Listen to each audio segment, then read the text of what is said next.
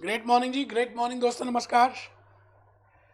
Today we are going to start with a very beautiful lecture और कुछ journey हम आगे लेके चलेंगे बेटे। धीरे धीरे प्यार को बढ़ाना है, हद से गुजर जाना है। आइए आइए दोस्तों, let's start with the journey. We are going to start with lecture number 5। I am on to CFA USA part 1 examination, level 1 examination. और बेटे मैं इस समय एनालिसिस कर रहा हूं portfolio risk and return part 1, and I have just covered one learning outcome, that is type of investors, that too in the last lecture. But I have delivered 5 lectures. This is 5th lecture. बेटे घबराना बिल्कुल भी नहीं है। अभी आप देखना, अचानक ही बड़े सारे लर्निंग आउटकम्स धीरे धीरे अपने आप ही कंप्लीट होने स्टार्ट हो जाएंगे। और सभी लेक्चर्स में मैं आपको बताऊंगा कि in this lecture I will be covering with this.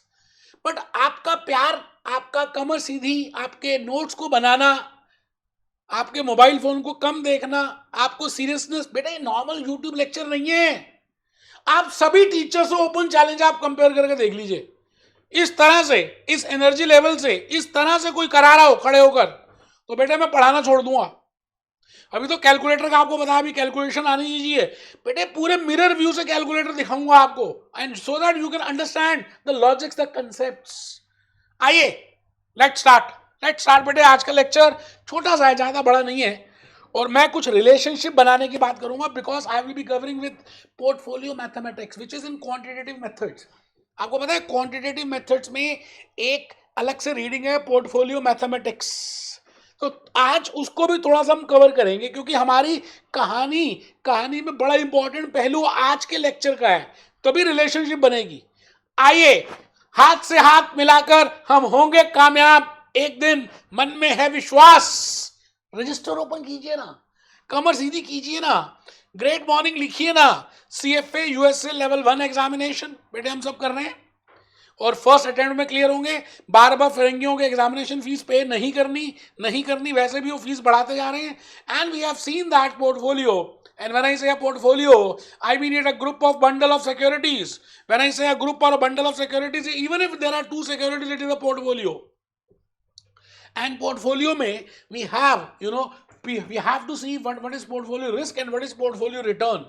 अभी तक जो भी कुछ मैंने किया वो सिक्योरिटी के लिए किया। अभी तक मैंने जो स्टैंडर्ड डेविएशन कैलकुलेट किया, वेरिएंस कैलकुलेट किया, कोफिशिएंट ऑफ वेरिएशन कैलकुलेट किया, return of a security calculate किया, 8 तरह की बातें की, एवरेज रिटर्न की बातें की, अरिथमेटिक मीन की बातें की, होल्डिंग पीरियड रिटर्न की बातें की, ज्योमेट्रिक रिटर्न की बातें की। बेटे all that is of security. उसके बाद मैंने आपको उस पर्टिकुलर इन्वेस्टर के पर्सनल ट्रेड्स की बातें बताई, तभी तो आप एक पोर्टफोलियो बना पाएंगे। और लास्ट लेक्चर में वी हैव प्रिपेयर्ड अ पोर्टली, जिसको हमने कहा ये पोर्टफोलियो है, this is the portfolio. Now the point is, in this portfolio, इस पोर्टली में से हमें अब रिटर्न भी निकालना है और रिस्क भी कैलकुलेट करना है, तो धीरे धीरे कहानी को बढ़ाएंगे। आइए भूपेश आनंद के साथ लेक्चर 5 में, वीर तुम बढ़े चलो, वीर तुम बढ़े चलो, मुश्किलों का सामना वीर तुम किए चलो। आइए जी लेक्चर 5, कमर सीधी, be happy, be jolly, be cheerful, shut the past. बड़ी प्यारी सी कोटेशन लिखी है मैंने, कम से कम 1000 बार इसको पढ़ा होगा, शट द पास्ट। मुझे मालूम है कि आपने पहले जमाने में, मैंने भी कुछ ऐसी गलतियां की होंगी, आज हमें रियलाइज होता है। कोई बात नहीं बेटे, रिपीट नहीं करनी गलतियों। Shut the past, cut the future. Future मतलब CFA बनेंगे, चार्टर्ड होल्डर बनेंगे, जॉब लगेगी, नौकरी आएगी, छोकरी आएगी, गाड़ी आएगी, आएगा सब कुछ यार। अभी तो 100% दे दो, be in present, give 100% in clear in first attempt. Bhupesh Anand की बात अभी तो 100% होकर सुन लो, थोड़ा सा खून तो दे दो, कमर सीधी करके लिखो। मैं आज के इस लेक्चर के थ्रू अपनी कहानी को थोड़ा सा बताना चाहता हूं। मेरे विचार आज के लेक्चर को लेकर क्या है बेटे, मेरे विचार हैं कि मैं पहले लेक्चर 1, लेक्चर 2, लेक्चर 3, लेक्चर 4, जो लास्ट लेक्चर में मैंने आपको थोड़ा सा लेक्चर बताया था टाइप्स ऑफ इन्वेस्टर्स, मैं पहले उन चारों लेक्चर का एक हल्का सा ट्रेलर दूंगा, छोटा सा। वैसे मैं रिविजनरी लेक्चर्स भी साथ साथ प्रिपेयर कर रहा हूँ, आपको रिविजनरी भी मिलेंगे। जैसे आपने एग्जामिनेशन से कुछ दिन पहले करना है, तो बेटा I am preparing juice notes, I am preparing mind maps, I am preparing revisionary, I am preparing concepts. तो लेक्चर 1 2 3 4 1 2 3 4 1 2 3 4 के साथ साथ हम आज लर्निंग आउटकम DEF पे तवज्जो डालेंगे बेटे। आज से आगे in the last lecture I have covered learning outcome B। आप टिक लगा लीजिए, मैं सारे लर्निंग आउटकम करूंगा, बट दुख की बात है कि उन्होंने ऊट पटांग दे दी है। मैं आपको सीधा सीधा सीधा सीधा प्यार मोहब्बत से जैसे लॉजिकली बातें समझ आए आपको लेके चलूंगा। तो learning outcome number D, learning outcome number E, learning outcome number F, ये तीन लर्निंग आउटकम्स हम 3 लेक्चर्स में कंप्लीट करेंगे बेटे। एक लर्निंग आउटकम मैं जनरली एक ही लेक्चर में कंप्लीट करता हूं। मुझे ऐसा लगता है कि 2 करा दिए तो आपको थोड़ा सा कंफ्यूजन हो सकता है, तो मैं अभी स्क्वेजर भी दिखाऊंगा। मैं आज आपको स्क्वेजर भी दिखाने वाला हूं, करिकुलम भी दिखाने वाला हूं, पर उससे पहले मैं चाहता हूं कि एक बार आप सभी के सभी ये जो मैं आपको लर्निंग आउटकम नंबर D बता रहा हूं बेटे, D को देखो क्या लिखा हुआ है, कैलकुलेट एंड इंटरप्रेट। तो ये बड़े प्यार से सुनिएगा, मैं फिर रिपीट करता हूं कि calculate and interpret mean, variance, covariance, correlation of returns based on historical data. आपको पता है क्वांटिटेटिव मेथड्स में हमने कैलकुलेट किया था एक्सपेक्टेड पोर्टफोलियो रिटर्न, मतलब हम भविष्य की रिटर्न को कैलकुलेट करने की कोशिश कर रहे थे।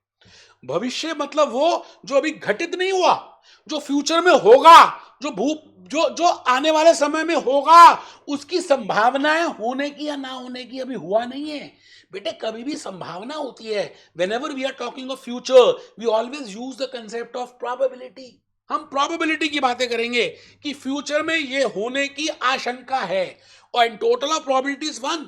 बट पास्ट टेंस की बात करें, हिस्ट्री की बात करें, तो वो ऑलरेडी हो चुका है।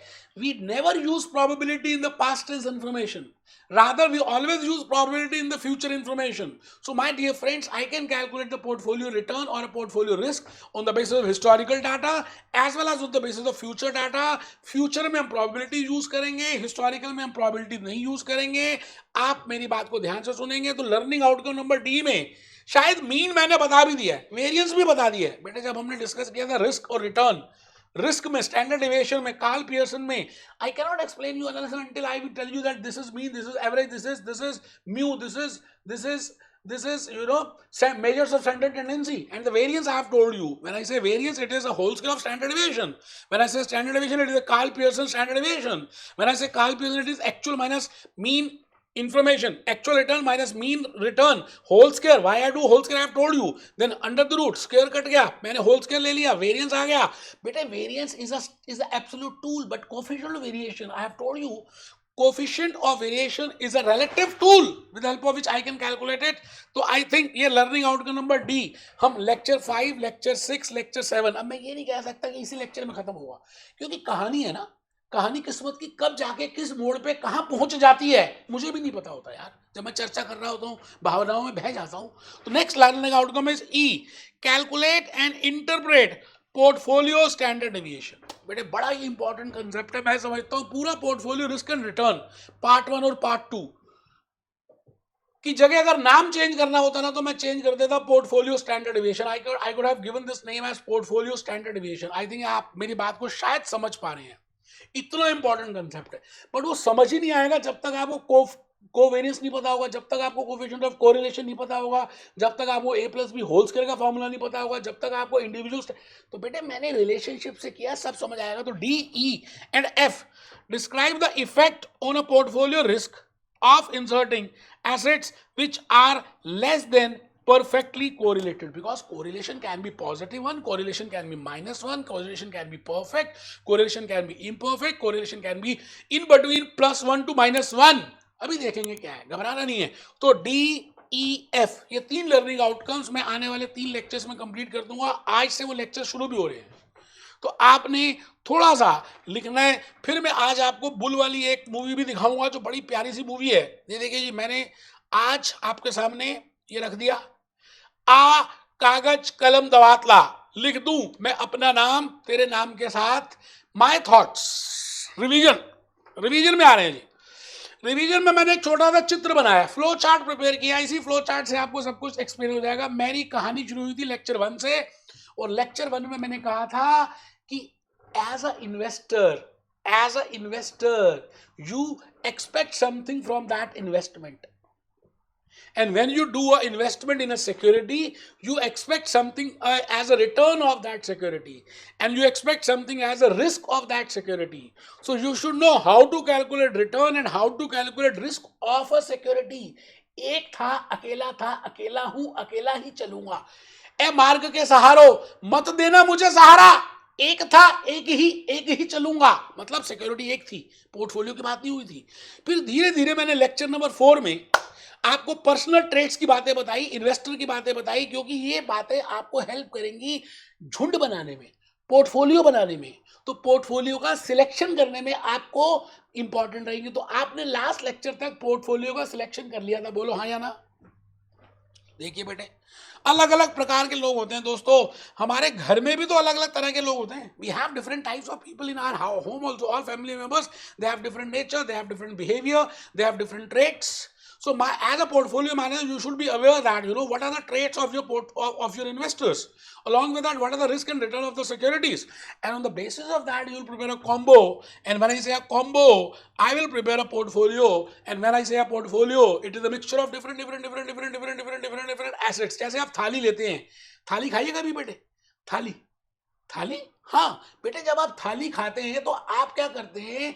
आपने देखा होगा, सब्जी भी है, दाल भी है, दही भी है, अचार भी है, चटनी भी है, सलाद भी है, पापड़ भी है, मीठा भी है। तो आपने क्या किया? पोर्टफोलियो बनाया, उसकी पोटली बनाई, और उस पोर्टफोलियो, ये देखो पोटली के अलग अलग रंग हैं, और उस पोर्टफोलियो से आज से हम उस पोर्टफोलियो से हमने डंडी निकाली। We will calculate portfolio return, we will calculate portfolio risk, and learning outcome number D, learning outcome number E, learning outcome number F will be easily covered. कोई टेंशन मत लेना आप। बनाना तो बना सकते हैं बेटा, ये रिवीजन है। Chapter lecture 1, lecture 2, lecture 3, lecture 4 मैंने आपके सामने यहाँ पर रख दिया। सिक्योरिटी का रिस्क, सिक्योरिटी का रिटर्न, फिर मैंने आपको पोर्ट्रेट्स बताए, फिर आपको पोटली बनाई, पोटली से एक मैंने एरो ले गया, और एरो से 2 एरोज निकाले मैंने छोटे छोटे। एक को बोला पोर्टफोलियो रिस्क और एक को बोला पोर्टफोलियो रिटर्न। बिल्कुल मैंने रिटर्न पहले बताया था, इसलिए अभी यहाँ पर भी पोर्टफोलियो रिटर्न पहले बताऊंगा और पोर्टफोलियो रिस्क बाद में बताऊंगा, क्योंकि पोर्टफोलियो रिटर्न छोटा सा है, पोर्टफोलियो रिस्क की चर्चा शुरू हो गई तो खत्म नहीं होगी बेटे। आप मेरी बात समझ रहे हैं? पोर्टफोलियो रिस्क की चर्चा जब शुरू हो गई ना तो बड़ा टाइम लगेगा, इसलिए मैं चाहता हूं कि पहले आपको पोर्टफोलियो रिटर्न की चर्चा करा दूं। तो आप सभी मेरे साथ साथ आगे चल रहे हैं और आज की चर्चा को लिख रहे हैं। Now the point is, I want to calculate the return of a portfolio, I want to calculate the return of the bundle of securities. मैं पोर्टफोलियो मैनेजर। मैं किसके लिए कर रहा हूं? इन्वेस्टर के लिए। I am a portfolio manager cum chartered holder, I am CFA charter holder. I want to calculate for my client, for my investor, that how much return he has earned in the totality basis. जैसे एक student का आपने कभी देखा होगा, जैसे 12th class में हमारे यहाँ पर दिल्ली में बोर्ड एग्जामिनेशन होते हैं, और उस 12th के मार्क्स के बेसिस पे जनरली देखा गया कि हम कॉलेज में एडमिशन दे देते हैं। अब तो CTET स्टार्ट हो गया, लेकिन फिर भी मैं अज्यूम कर रहा हूँ कि आपके 12th के मार्क्स से सीधा एडमिशन मिलेगा। और बेटे मेरा भी ख्वाब था, वैसे मेरा एडमिशन हुआ नहीं श्रीराम कॉलेज ऑफ कॉमर्स में। हमारी दिल्ली में सबसे बेस्ट कॉलेज कॉमर्स का माना गया श्रीराम कॉलेज ऑफ कॉमर्स। अब आपको पता है बेटे, आपके अगर 99% प्लस हो या 98% प्लस हो तभी एडमिशन मिलता है। अब सवाल आता है कि वो 98% कैसे कैलकुलेट किए जाते हैं? एक स्टूडेंट को बेटा, बड़ी इंपॉर्टेंट चर्चा शुरू हो चुकी है। कमर सीधी रख के बैठना, बिल्कुल ढीले मत पड़ना। मैं फिर रिपीट कर रहा हूं, मोबाइल फोन को बिल्कुल मत देखना। मैं आज आपसे ये बात कहता हूं कि एक स्टूडेंट है बेटा, ये स्टूडेंट है, इसने 12th क्लास के एग्जामिनेशंस दिए हैं और इसके पास बेटे ये 4-5 पेपर्स हैं। इसके 4 पेपर्स हैं, एज्यूम कर रहे हैं अकाउंट्स का पेपर है, मैथमेटिक्स का है ना, उसके बाद इकोनॉमिक्स है, मैं एज्यूम कर रहा हूं बेटे, इकोनॉमिक्स भी है, बिजनेस स्टडीज है, इंग्लिश भी है। 5 पेपर्स हैं और इसको, इस बच्चे को 5 पेपर्स की इंग्लिश पेपर देने थे। मैं एज्यूम कर रहा हूं कि श्रीराम कॉलेज ऑफ कॉमर्स में इसका एडमिशन जाने का दिल है। इसके अकाउंट्स में 100 में से 100 आए बेटा, मैथ्स में भी 100 में से 100 आए मेरे बेटे, इकोनॉमिक्स में 95 आए 100 में से, बिजनेस स्टडीज में 98 आए 100 में से। बट बेटे ये ना पंजाबी फैमिली से बिलोंग करता था, ये पंजाबी बोलता था, इंग्लिश नहीं बोलता था, तो इसका हाथ इंग्लिश में टाइट था। इसके इंग्लिश में आए 80 आउट ऑफ 100।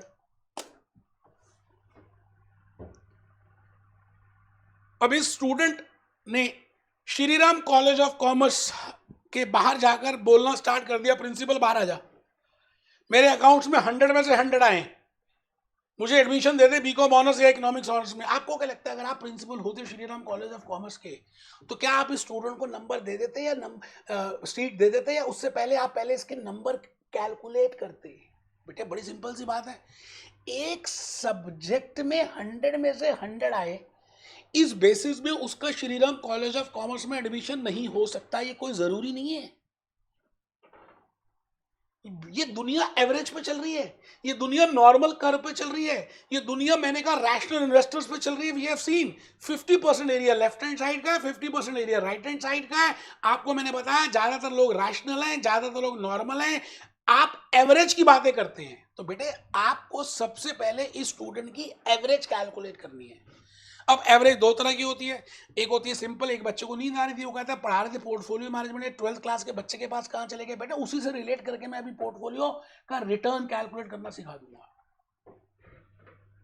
इट मीन्स मैं इन सभी बातों से कहना ये चाह रहा हूं कि आपकी अंडरस्टैंडिंग बढ़ेगी, तो मैं कहना ये चाह रहा हूं sigma W R upon sigma W, it means weights और रिटर्न, उन सभी सिक्योरिटीज का रिटर्न चेक करेंगे, उन सभी सब्जेक्ट्स के नंबर देखेंगे और उन सभी सब्जेक्ट्स के टोटल मार्क्स चेक करेंगे कि 50 का पेपर था, 80 का था, 100 का था, 20 का था, और on that basis we calculate weighted average, और उस वेटेड एवरेज को कंपेयर करेंगे फर्स्ट लिस्ट से, और फिर चेक करेंगे कि क्या ये बच्चा पास है, क्या इसकी फर्स्ट लिस्ट से ज्यादा नंबर है या नहीं। बेटे एक इंडिविजुअल सब्जेक्ट का कभी भी मार्क्स से हम कैलकुलेट नहीं करेंगे, बिल्कुल उसी तरह से। आप ये बताइए ना, you are a portfolio manager and you have created a portfolio on the basis of different parameters which we have discussed. You have purchase some shares of TCS, you have purchase some shares of Apollo tyres, you have purchased government bonds, you have purchased some US securities, US treasury bills। आपने अलग अलग तरह की चीजों को purchase किया, bank FD भी ले ली। एक इन्वेस्टर के 10 लाख रुपए इन्वेस्ट किया आपने Indian rupees, let it be USD, you have invested $10 lakh in different companies. Now the point is I want to say you that you have to calculate the return. Now how you will calculate the return? You will calculate the return of this 10 lakh। आपको देखना है ROI कितनी है इस 10 लाख के ऊपर, इस 10 लाख के ऊपर ROI कितनी है, that is return on investment। And when I say return on investment, I will say that I will ask you, मैं ये सबसे पहले कहूंगा कि TCS का रिटर्न बताइए साहब कितना आया। आपसे ये पूछूंगा कि sir mister manager please tell me how much return you have earned on TCS। ठीक है सर, तो TCS का रिटर्न पूछेंगे, उसके बाद अपोलो का रिटर्न पूछेंगे, उसके बाद बैंक एफडी का रिटर्न पूछेंगे, फिर US ट्रेजरी बिल्स का रिटर्न पूछेंगे, और then I will be asking you different government securities का रिटर्न पूछूंगा। इसका रिटर्न R1, इसका रिटर्न R2, इसका रिटर्न R3, इसका रिटर्न R4, इसका return R5, and then I will ask you कि भैया ये बताओ 10 लाख रुपए में से आपने TCS में कितने डॉलर्स इन्वेस्ट किए। मैं कहूंगा जी 2 लाख डॉलर्स इन्वेस्ट किए, इसमें कितने किए, 1,50,000 डॉलर्स इन्वेस्ट किए, इसमें कितने किए, बैंक एफडी में 5 लाख डॉलर्स इन्वेस्ट किए। इसी तरह से आप करते जाएंगे और आपको पता है कि टोटल 10 लाख डॉलर्स थे, तो मैंने यहां तक पहुंच गया, 6 और 2 8 और 1 9, और 50,000 डॉलर्स आपने गवर्नमेंट सिक्योरिटीज में इन्वेस्ट किए। बेटे like this you have invested to 10 lakh dollars. मैं हाथ ऊपर करके खड़ा हूं बेटे, लॉजिकली बातों को समझाऊंगा, मेरा टाइम ज्यादा लग जाए यार, लग जाए, आपको मैंने फर्स्ट अटेम्प्ट में क्लियर कराना है, सीधी सी बात, मैं ये जानता हूं और कुछ नहीं जानता। तो 10 lakh rupees, 10 lakh dollars I have invested in those securities and I have bifurcated like this, so I will be doing, this is W, I will be calculating W, मैं W निकालूंगा। जैसे W यहां पर आएगा 0.2 का, यहां पर आएगा 0.15 का, यहां पर आएगा 0.5 का, 0.1 का, 0.05 का। एक बच्चा कहता है कैसे है बेटा, टोटल 10 लाख है ना, तो 2 lakh upon 10 lakhs, 1,50,000 upon 10 lakhs, 5 lakh upon 10 lakhs, 1 lakh upon 10 lakhs, $50,000 a month, $10 lakh. Like that, I think you are not getting my point. It means मैं कहना क्या चाह रहा हूँ, इतनी सारी बातें आपसे बोल रहा हूँ, कभी स्टूडेंट के पास ले जाता हूँ, कभी उसके मार्क्स को कहता हूँ, कभी इसकी बात करता हूँ. मैं आपसे ये कहना चाहता हूँ that whenever you want to calculate a return of a portfolio, then you will be calculating the return, the weighted return of all these securities. It means portfolio return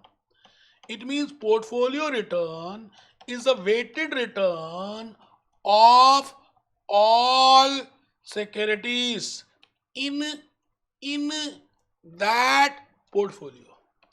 It is weighted return of all securities in that portfolio.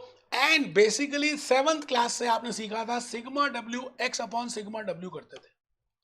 W weights होते हैं, X variable होता है, यहाँ पे variable R होगा, तो मैं इसको नोटिफाई करके यहाँ लिख दूंगा sigma W R upon sigma W. बेटे आपको लग रहा है ये मजाक कर रहा हूँ?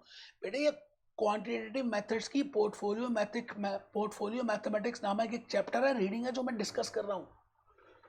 क्योंकि मुझे मालूम है ना कि ये पता होगा तो धीरे धीरे आपको सारी बातें ताना बाना बना सकता हूँ. I can connect the dots. But आप समझदार बन रहे हो. कुछ बच्चे तो ऐसा लग रहा है उनको लगता है फ्री में मिल रहा है. बेटे अनलिस्ट कर दूंगा थोड़े दिनों बाद. आपको लग रहा है ना फ्री में, कोई बात नहीं बेटे, कोई घबराना नहीं है. जो ज्यादा समझदार होता है वो बेवकूफ होता है. तो मैं भूपेश आनंद आपके सामने बड़ी प्यारी प्यारी सी बातें कर भी चुका हूं, और मैं आज आपको ये कहना चाहता हूं कि आप सब मेरे हैं, मैं आपका हूं. लेकिन इसका मतलब ये थोड़ी है कि आप मेरी बात नहीं मानेंगे. मैं चाहता हूं कि आप एक बात लिखिए. कंसेप्ट नंबर 4 चल रहा है बेटे, हम लेक्चर नंबर 5 में हैं. कंसेप्ट नंबर 1 था रिटर्न का, कंसेप्ट नंबर 2 था रिस्क का, कंसेप्ट नंबर 3 था टाइप ऑफ इन्वेस्टर्स का, लर्निंग आउटकम नंबर सी हमने डिस्कस कर लिया है, पोर्टफोलियो रिस्क कंसेप्ट नंबर 4 है.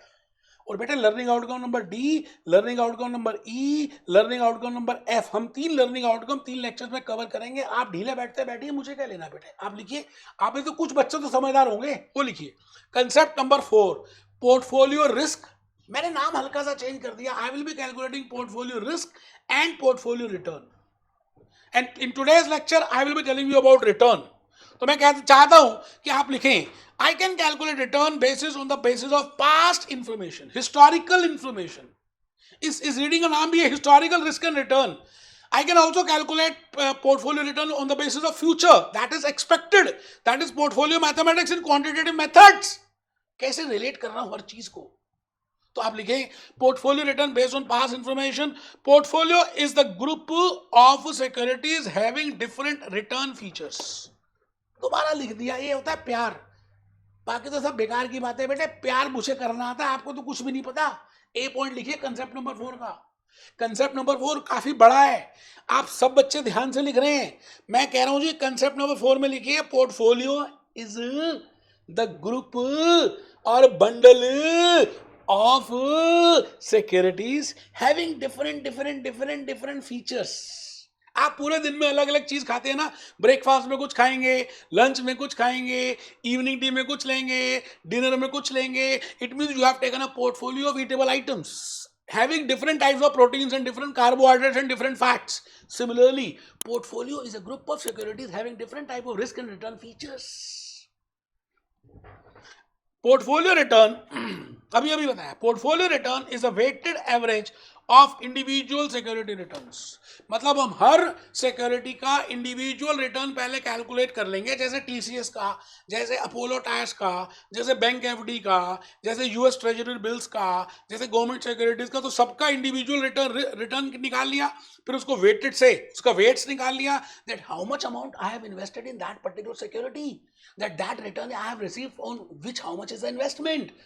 So I will be saying RP is equal to return of a portfolio. W is weights, sigma W is 1. बेटा total of W हमेशा 1 होता है.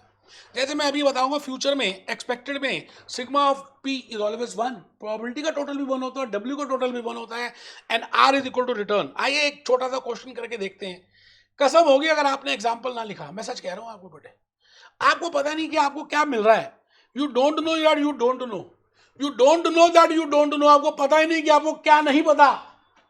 आपको यह भी नहीं पता कि इस क्लास के क्या इंपॉर्टेंस है.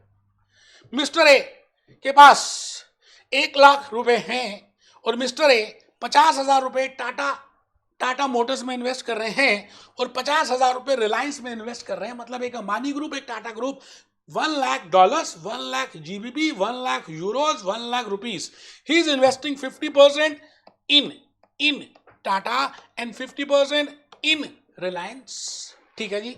टाटा से उनको रिटर्न मिला 10% का, और टाटा के यहाँ पर 0.5 का वेट है, वो तो पता ही चल गया हमें. अच्छा, रिलायंस के यहाँ उनको 20% का रिटर्न मिला, वेट 0.5 है, हमें ये पता ही है. तो बेटे आप ये बताओ, क्या आप इसका वेटेड रिटर्न नहीं निकाल सकते 1 लाख का? ये तो थर्ड क्लास का बच्चा कर लेगा. ये तो मैं आपको करा रहा हूँ, मुझे प्यार है. मैं चाहता हूँ कि क्वांटिटेटिव मेथड की वो पोर्टफोलियो मेथड भी बता दूं और अभी भी बता दूं. तो बेटा sigma WR upon sigma W, I think 15% आप सब निकाल सकते हैं. 15% is the portfolio return, 15% is the weighted return of that portfolio. ठीक है सर. आइए आइए आइए आइए, मेहरबान कदरदान, आप लिखिए फॉलोइंग आर द स्टेप्स. लिखेंगे, आते हैं तब भी लिखेंगे, मेरे कहने पे लिखेंगे, तभी गाना दिखाऊंगा. Following are the steps to be followed for calculating portfolio return.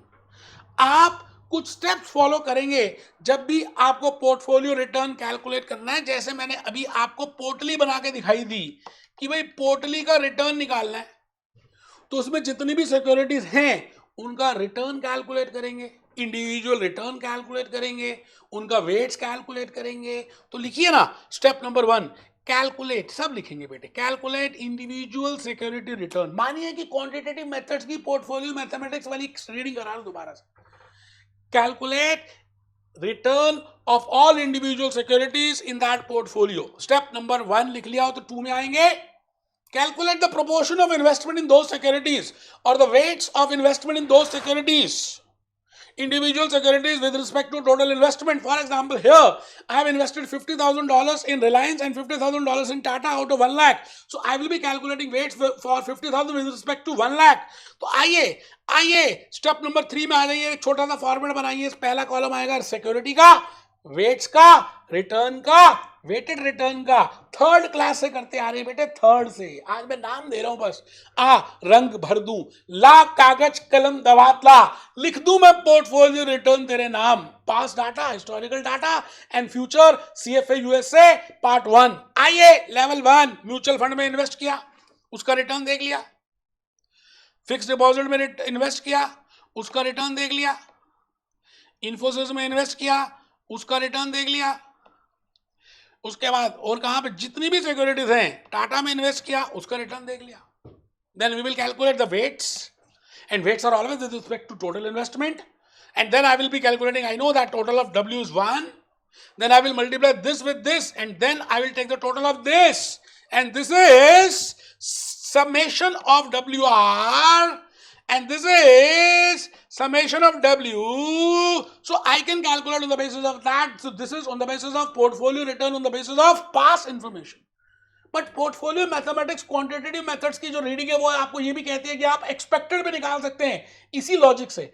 expected का मतलब है जो भी घटित नहीं हुआ, that which will occur in future, that is expected. We will use probabilities. तो कोई दिक्कत नहीं है बेटे, weights की जगह probability यूज करेंगे. आइए हम यहाँ पे यूज कर दें.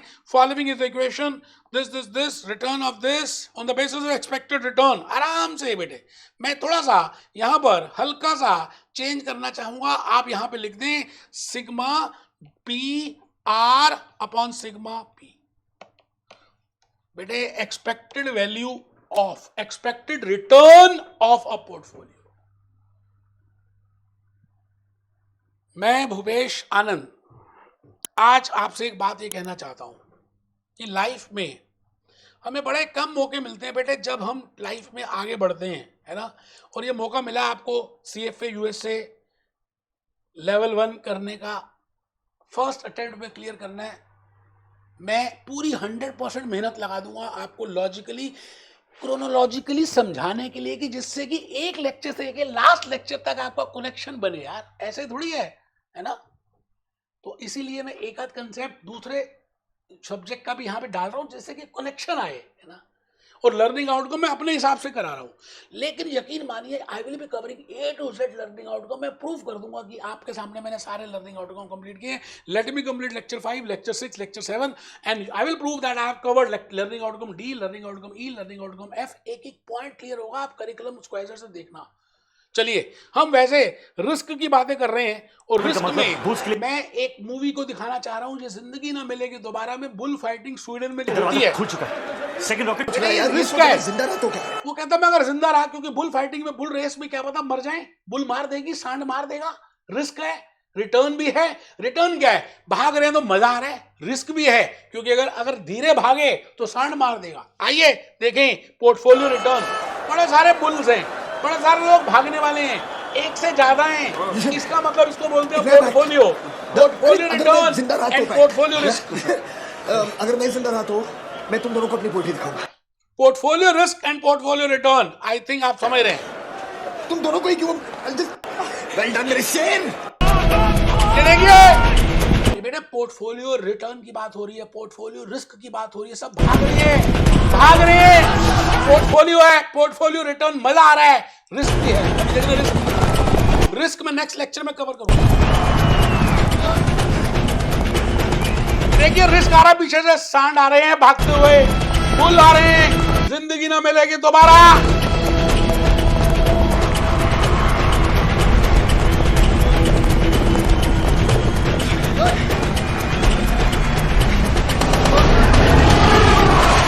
पोर्टफोलियो रिटर्न, पोर्टफोलियो रिस्क, आप समझ रहे हैं शायद जो मैं कहना चाह रहा हूं।